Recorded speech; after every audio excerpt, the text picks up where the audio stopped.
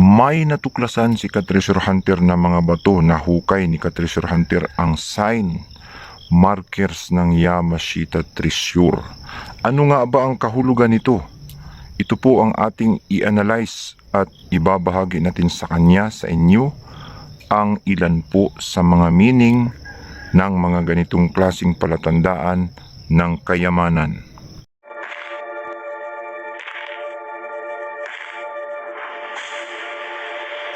Welcome treasure hunters all over the Philippines. Welcome to my channel. Naniniwala ba kayo sa kasabihang ang naghahanap ay makakatagpo?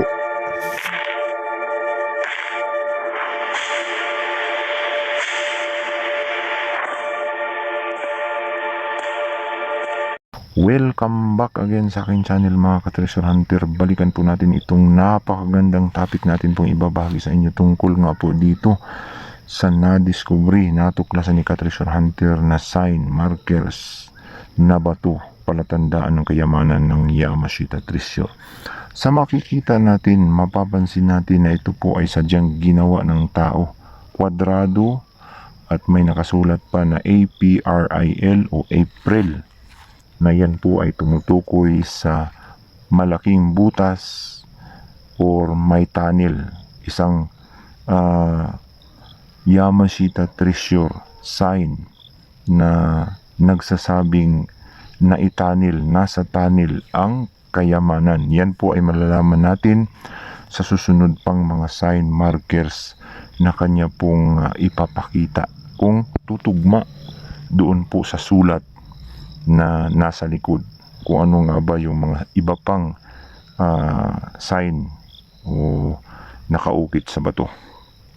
So bukod dyan sa APRIL ay tiyak mayroon pang itsura, no? May mga nakasulat pa, naka-engrave sa bato na mas mahalaga sa sulat na yan. Yan po ang ating i-analyze at bibigyan natin ito ng pinakamalapit nitong kahulugan mula po sa Yamashita Treasure Code. Ito nga po ay heart shape, no?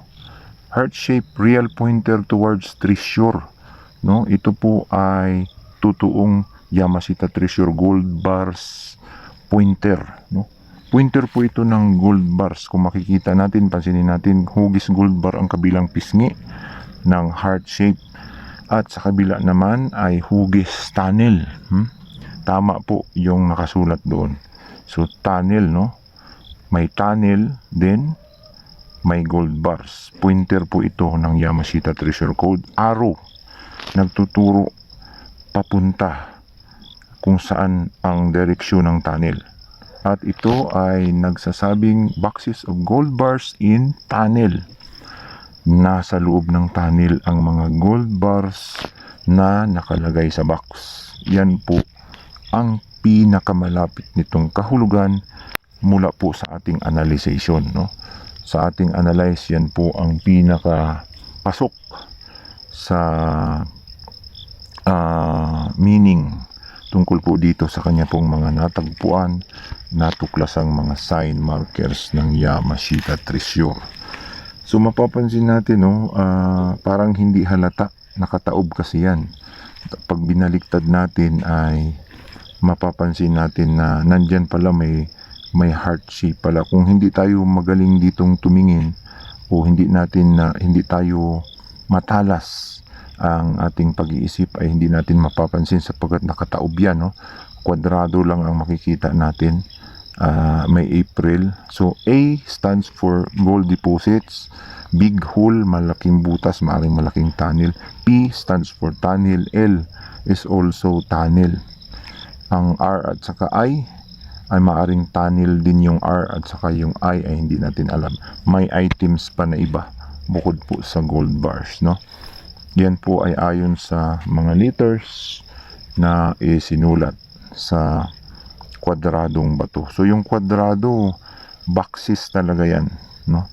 At yan po ay pintuan ng tunnel sa yung kanilang hinukayan o kung saan nila natagpuan yan. So yung arrow na yun, susundan yun, yun po yung direction ng Yamashita Treasure, no? Kung saan naroon ang Yamashita Treasure. A real pointer nga siya. Pointer nga yun ng Yamashita Treasure, no? So, yung April ay hindi natin alam ang pinakakahulugan yan maliban dun sa nabanggit natin. Yun po ang aking analyze, no? So, sa mga marurunong, magagaling pong bumasa sa April na yan ay paki-comments na lamang po ang inyo pong analyze tungkol po dyan sa April na yan. Sapagkat posibleng may iba pang kahulugan yan na hindi natin alam, sapagkat hindi naman tayo perfecto. Ito pong ating analyzation ay clue lamang, no? Hint para po makapagbigay ng idea sa atin pong kababayang Yamashita Treasure Hunter. So, sa mga marurunong magagaling tungkol dito sa mga sign markers na ito, pagkakataon nyo na, mag-comments lang kayo sa ating comment section sa ating YouTube channel para makapagbigay ito ng tulong sa ating pong kabayan na Yamashita Treasure Hunter na nakatuklas nito. So may umbok pa, no, na sabi sobrang bigat daw ito pong kanyang natagpuan, at may nagsabi naman, nag-comments naman na baka may laman. So, i-try. Kung nagdududa, i-try na basagin. Baka may diamond sa loob, no? May nakabalot na diamonds. Posible yan. Wala namang imposible sa pagsubok o subukan. Kasi hindi natin alam ang iba pang utak ng engineer ng mga Japanese Imperial Army, kung ano ang kanila pong mga iba't ibang estratehiya. No, marami nang nakakuha sa ating mga kababayang nakabalot lang sa bato at kwadrado. Hindi pa ako nakakita ng may pinagbalutan maliban dun sa parang bilog na parang square din yun, no, na nakakuha sa may Quezon Province na mga rubis na nakabalot sa loob ng bato. Squares din yun na may umbok. So itry lang na basagin yan. Posibleng may karga sa loob na object, no? May diamonds, so wala namang mawawala. Maliban kasi dyan sa giveaways na mga diamonds, precious stones, ay posibleng marami talaga ang itinago niyan, sapagkat yung heart shape ay naglalarawan po sa malaking treasure, no? Big treasure deposits ang karamihang heart shapes. So dalawa kasi ang karamihang heart shapes. Two treasures divided into two treasure bolts, no? At marami ang mga posibleng targets kasi magkasama sa triangles yan. May mga triangles pa, at yung triangles represents multiple treasures, no? Maraming treasures na ikinalat sa bundok sa paligid. So, yan po ang ating basa tungkol po dito, no, sa kanyang ipinadala, no, na hindi niya masyadong pinansin ito na heart shape pala ito, hugis puso. Matulis lang ito, kaya aro talaga ito ng gold bars, no. At nakatuklas na rin ako ng ganito, no, bago tayo magtapos.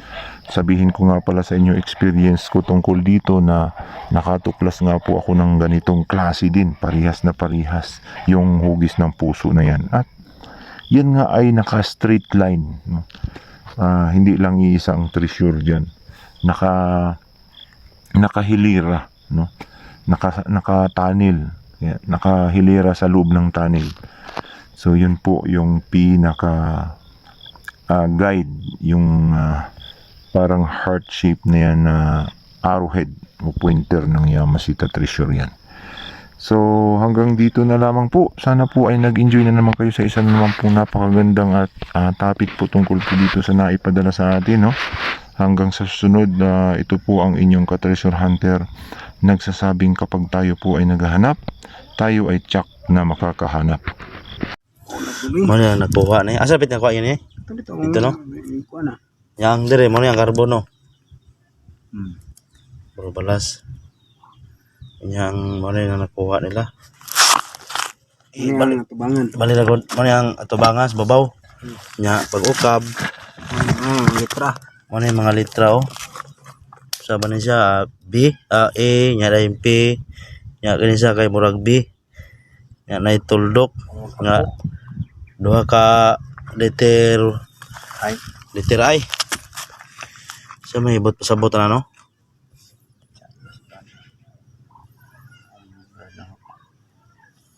Ya ang iyahang kat bang mao ni yang taklob. Yang murag. Wala po kita mga nay mga sulat udah nay. Yang murag. Ano yan murag yang.